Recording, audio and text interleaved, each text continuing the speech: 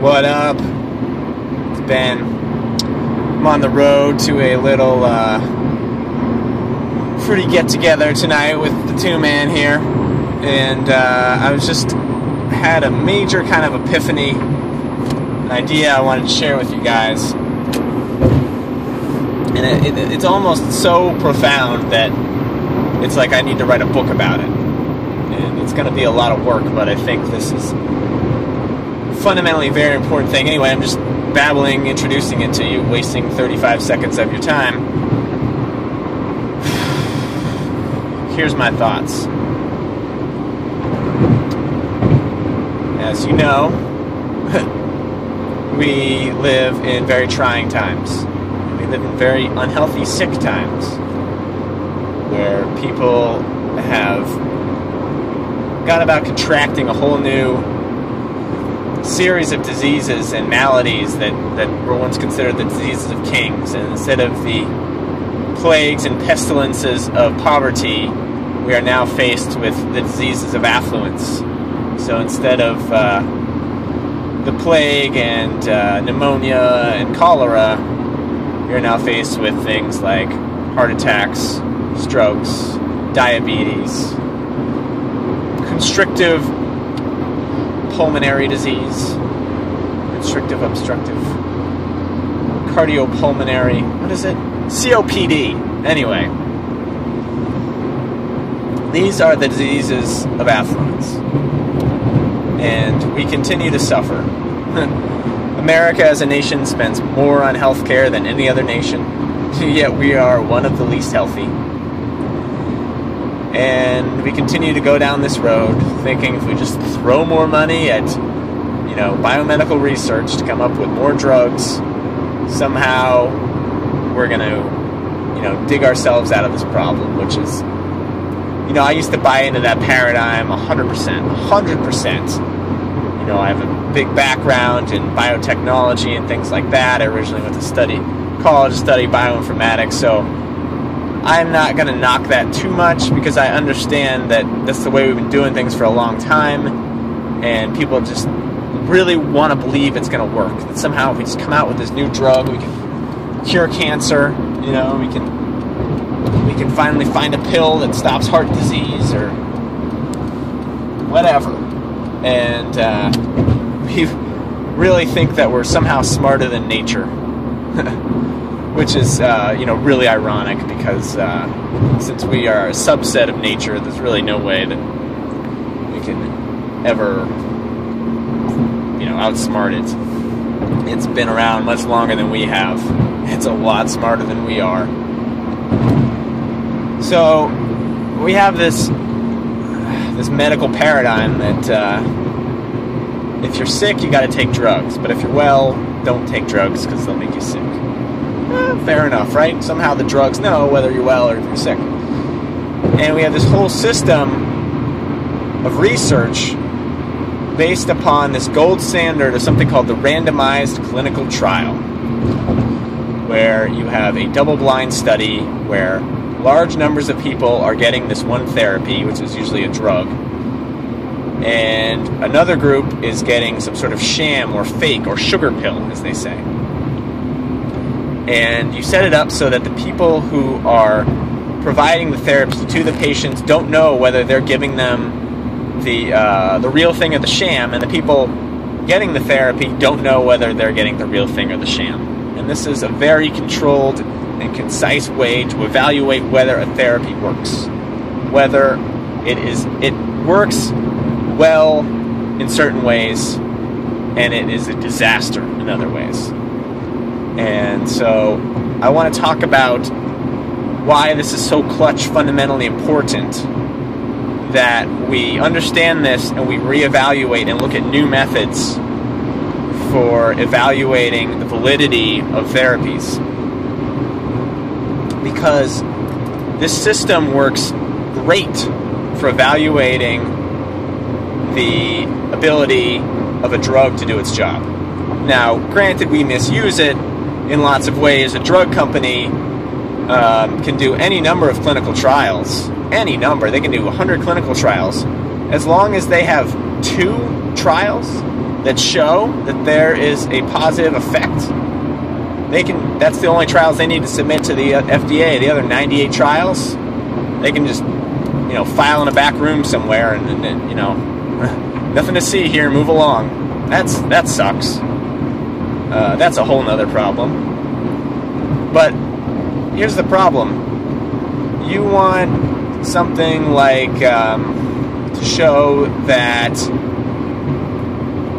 a chiropractic adjustment works to resolve any number of issues. Well, how do you give a sham chiropractic adjustment? You just sort of touch them? Do you adjust in the wrong place? Then you may have created some unintentional therapeutic effect. How do you give a randomized controlled trial with acupuncture? I mean, either you're getting stuck with needles or you're not, right? How do you give a randomized controlled trial with water fasting? That's really tough. I mean, what are you going to do? Like, feed them, like, fake water that's actually got food in it? Like, won't they be able to taste it? Do you have to create some chemical that makes the water that has food in it not taste like anything? And then, is that chemical somehow toxic, or is that chemical somehow producing a positive effect? It's really hard. So you have these, what we'll call alternative therapies. It's sad that common sense is the alternative, and shooting people up with a bunch of drugs is the norm. But they don't fit in this box of the randomized controlled clinical trial, which, I mean, it's unfortunate, because there are ways, like, if implemented properly, other than the way that the FDA uses it. The RCT is a really concise method of evaluating whether something like that works. For other therapies, especially ones that are physical in nature, things that aren't just a pill, it's really hard to fit that model. It's really hard to give a sham version of a lot of these therapies. There's just no way. It's really not realistic.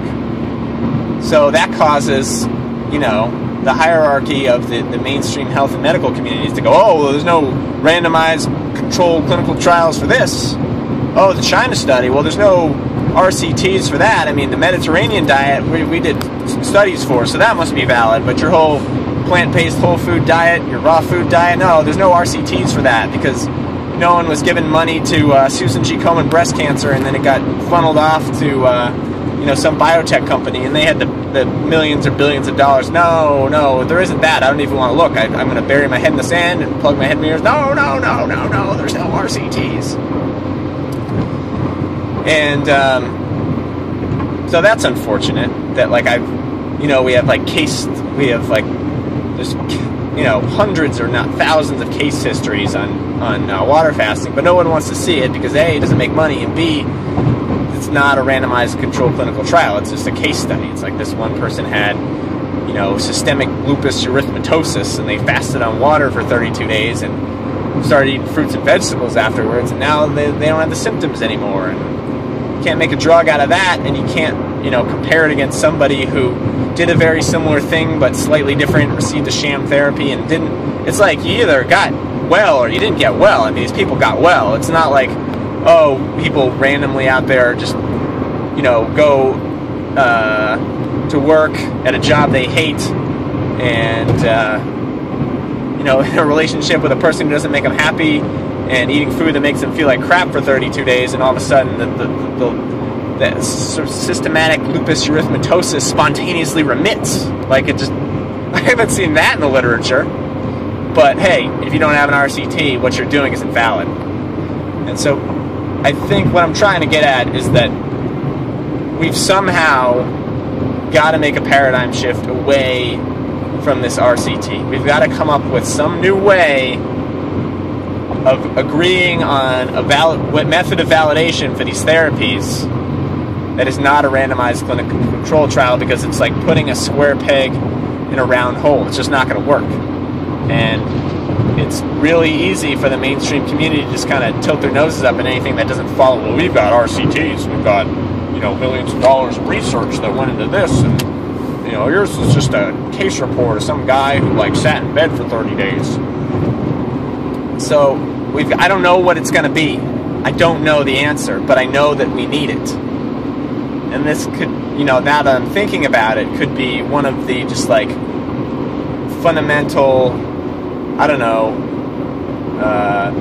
you know, victories for our generation as far as like, you know, pulling our heads out of our asses when it comes to health and wellness and solving this battle that we have where everybody in America is so chronically sick all the time.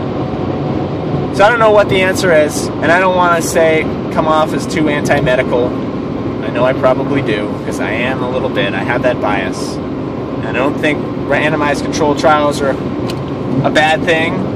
It's how you use them, but just realize that not everything can fit into that box. And just because it doesn't, is not, there's no logical reason for just dismissing it outright. So that's my piece on that. I wonder what everybody's thoughts are. Leave them down below. I would love to hear from you. Probably going to be talking about this more. It's something that's really, really bothered me. And I think we need a solution.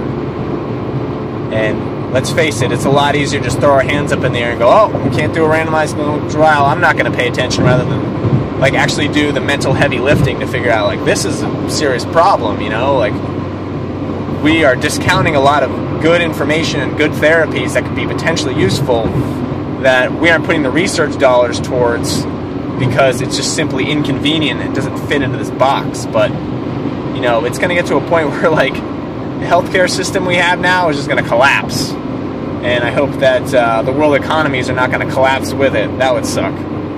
I'd really like to get things fixed before they break, but you know, a lot of these times, like, crisis is the best opportunity to fix something. So that's my thoughts. Okay, I'm going to cut it off here. Please give this video a thumbs up, comment if you have anything to say. If you haven't already subscribed to these videos, please do, and I will catch you soon.